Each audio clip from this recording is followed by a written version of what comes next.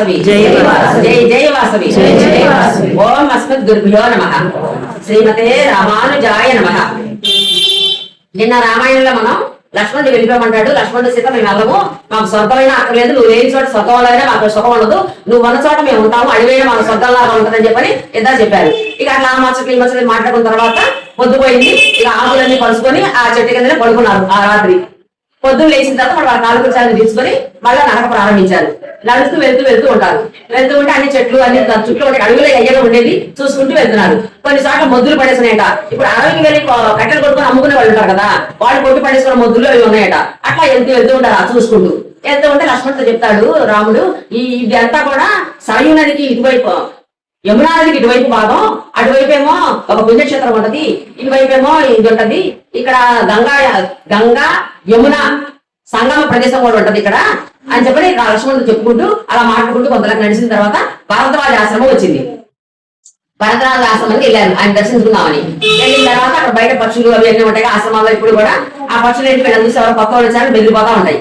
వీళ్ళు సరాసరి లోనికి వెళ్ళిపోయారు ఆశ్రమం లోపలికి. వెళ్ళేసరికి అక్కడ భరద్వాజుడు తన శిష్యుడితోటి హోమం చేసుకుంటూ ఉన్నాడు.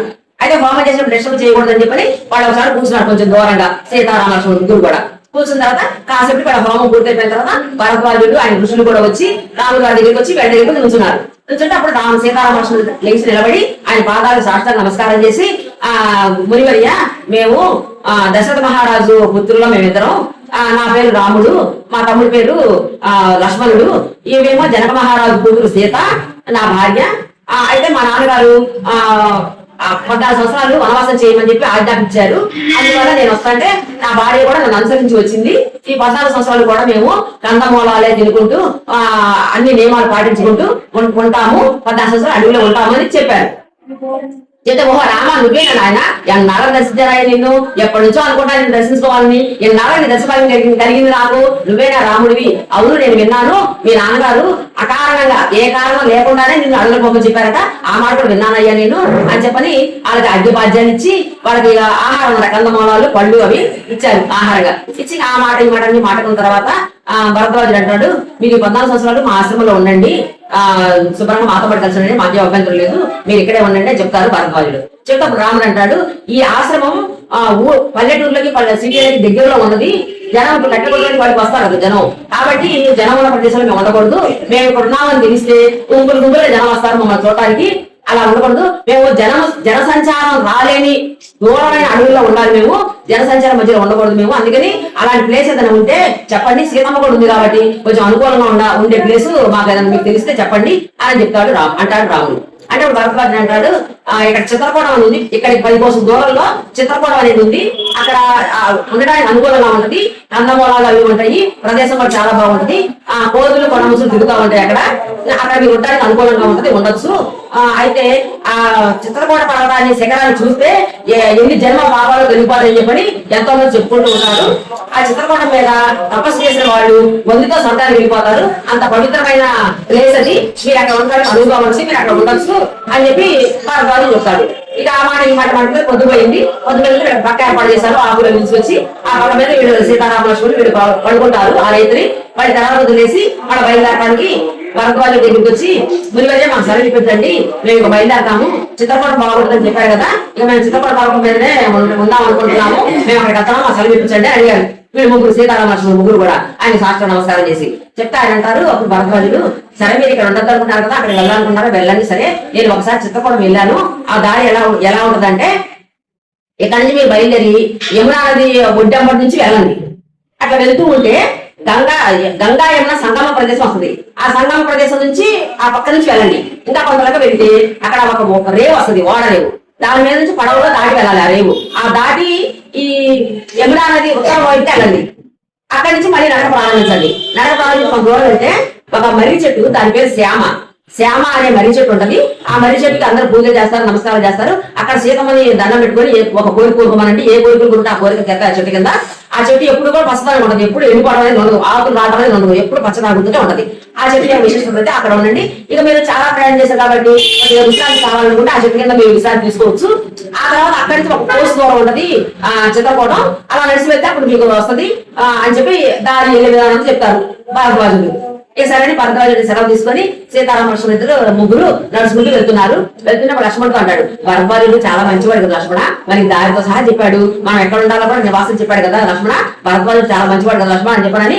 తర్వాత సరే ఇదంతా కొత్త ప్రదేశం కదా, మనం జాగ్రత్తగా నడవండి, మీ వదిలే సీతమ్మ ఏదైనా మనకి దొరకని పువ్వులు కానీ మనం ఎప్పుడు చూడని చెట్లు కానీ కనపడ్డాయి అనుకో, నాకు అవి కావాలి అని అడిగింది అనుకో, తెచ్చివు, పాప అడుగులో ఉన్నప్పుడు ఆమె సుఖ పెట్టాలి కదా, కాస్త సంతోష పెట్టాలి కదా, ఆమె ఏదైనా అడిగితే తెచ్చివు లక్ష్మణ అని చెప్పాలని నడుస్తూ ఉంటాను. అక్కడ సరే ఏళ్ళు అవి చూసి అమ్మవారు గుడిసిపోతూ ఉంటది, నడుస్తూ ఉంటుంది. అక్కడ ఏ మూలకు పూలు అవన్నీ మనకి ఇక్కడ కనపడవు కదా ఊళ్ళో, ఆ పూలు కావాలి నాకు, ఈ కావాలి నాకు అంటే పోయి లక్ష్మణ్ తీసుకొచ్చిస్తా ఉన్నాడు. అలా ముగ్గురు నడుచుకుంటూ వెళ్తూ ఉన్నారు. ఇక వెళ్తూ ఉండగా ఆ చెప్పేట్టు సంగమం వచ్చింది, యమునా నది గంగా నది సంగమం వచ్చింది. ఆ సంగమం దగ్గర దండం పెట్టుకొని ఆ నీళ్ళు నిధులు తెలుసుకొని అక్కడ స్నానాలు చేసి ఆ సంగమానికి పూజించుకొని మళ్ళీ అక్కడి నుంచి బయలుదేరి నడక మొదలుపెడతారు. అలా నడుస్తూ వెళ్తూ ఉంటుంటే వాడనే వచ్చింది. ఆ వాడనే దాటాలంటే ఇక్కడ వాడవాళ్ళు ఏమో మనుషులు అంటారు కదా, అందుకని వీళ్ళే ఆ ఎదురు కర్రలు అవి తీసుకొచ్చి ఒక పడవను తయారు చేశారు. ఒక పడవను తయారు చేసుకొని సీతమ్మ వారి కోసం ఒక సీట్ కూడా తయారు చేశారు, ఆమె సంతోషం పెట్టాలని. ఆ సీట్ మీద కూర్చోమంటారని ఆ చాలా సంతోషపడితే ఆ సీట్ లో కూర్చుంటుంది, వీళ్ళు కూడా కూర్చుంటారు. వాళ్ళే పడవలు అనుకుని అవతల ఒడికి వెళ్తారు. అవతల ఒడికి వెళ్ళిన తర్వాత ఇంకా మళ్ళీ నడక ప్రారంభించి నడుస్తూ ఉన్నారు. నడుస్తూ ఉంటే భరద్వాజుడు చెప్పినట్టు ఆ శ్యామ అనే చెట్టు వచ్చింది. ఆ చెట్టు కూడా ఆకులు పచ్చగా ఉంటాయి, ఎప్పుడు దానికి ఎండిపోవడం అనేది ఉండదు, ఆకులు పచ్చగా ఉంటుంది. ఈ యమునా నది దాటేటప్పుడు అమ్మవారు మొక్కుంది, ఏమని యమున అమ్మ నేను దాటి మేము అడవిలోకి వెళ్తున్నాము, ఈ అడవిలో 14 సంవత్సరాలు ఉంటాము, మరి రాముడికి గాని మాకు గాని ఎలాంటి అవంచన జరగకుండా మేము మంచిగా అడవిలో 14 సంవత్సరాలు గడిపి మళ్ళీ తిరిగి వచ్చి అయోధ్యకి వెళ్ళేటట్టు చూడమ్మా, నీకు 1000 కడవల కళ్ళు ఇస్తాను, ఒక 1000 గోవులు ఇస్తాను అని గంగమ్మ యమునాదేవికి మొక్కుకుంది. వెళ్ళేటప్పుడు అక్కడికి వెళ్ళిన తర్వాత ఆ చెట్టు కూడా మొక్కుకోమని చెప్పారు కదా భరద్వాజుడు. ఇంకా ఆ చెట్టు ప్రదర్శన చేసి ఆ చెట్టుకి, ఓ వృక్షరాజమా మేము 14 సంవత్సరాలు అడవిలో ఉంటాము, మాకు ఎలాంటి కష్టం రాకుండా మళ్ళీ అయోధ్యకు వెళ్ళేటట్టు మంచిగా చూడు వృక్షరాజమా అని చెప్పి ఆ చెట్టు కూడా మొక్కుకుంటుందా, దండ పెట్టుకుంటది. దండ పెట్టుకుంటది. అక్కడి నుంచి మన కోసు దూరం ఉంటది, ఏది చిత్రకూటం. మళ్ళీ నడక ప్రారంభించి వెళ్ళాలి. ఏంటంటే చిత్రపటం వచ్చింది. చిత్రపటం వచ్చిన తర్వాత అక్కడ చూసిన తర్వాత భరద్వాజుడు చెప్పినట్టు ఇది చాలా బాగుంది చిత్రపటం కొండ, ఇక్కడ చక్కగా పళ్ళు కన్నమూలాలు కూడా అన్ని చాలా విరివిగా ఉన్నాయి. ఒక్కొక్క చెట్టు ప్రతి చెట్టుకి తేనె పట్టు ఉంది, ఒక్కొక్క తేనె పట్టుకి 4 కొంచెం తేనె ఎల్లుద్ది, అంత పెద్ద పెద్ద తేనె పట్లు ఉన్నాయి. ఇక్కడ అంతా బాగుంది, మనకు ఉండొచ్చు లక్ష్మణ, ఇక్కడ బాగానే ఉంది, కాబట్టి మనం ఒక కుటీరం ఏర్పాటు చేసుకుందాము. ఆ కుటీరం కోసం కావాల్సిన ఆకులు పొల్లలు అన్ని తీసుకొచ్చుకొని ఆ పర్ణశాల నిర్మించారు. ఆ పర్ణశాల మంచిగా స్ట్రాంగ్ గా నిర్మించారు, ఎందుకంటే వర్షాలకి దెబ్బ తినకుండా వానకి గాలికి దెబ్బ తినకుండా ఉండేట్టు మంచిగా స్ట్రాంగ్ గానే పర్ణశాల నిర్మించుకున్నాను. నిర్మించుకున్న తర్వాత ఆ పర్ణశాలలో ఏ వైపు ఏది ఉండాలి, ఎక్కడ ఏది ఉండాలి, ఎక్కడ ఎదుగు హోమం చేసుకోవాలి, ఎక్కడ పడుకోవాలి ఏం చెప్పి మొత్తం అన్ని ఆ పర్ణశాల తయారు చేశారు. తయారు చేసి గృహప్రవేశం అవ్వాలి అనమాట. గృహప్రవేశం అవ్వాలి అంటే ఒక నల్ల లేడీని తీసుకొస్తే మనం బలిచ్చి గృహప్రవేశం అవుతామని చెప్పి రాముడు చెప్పాడు.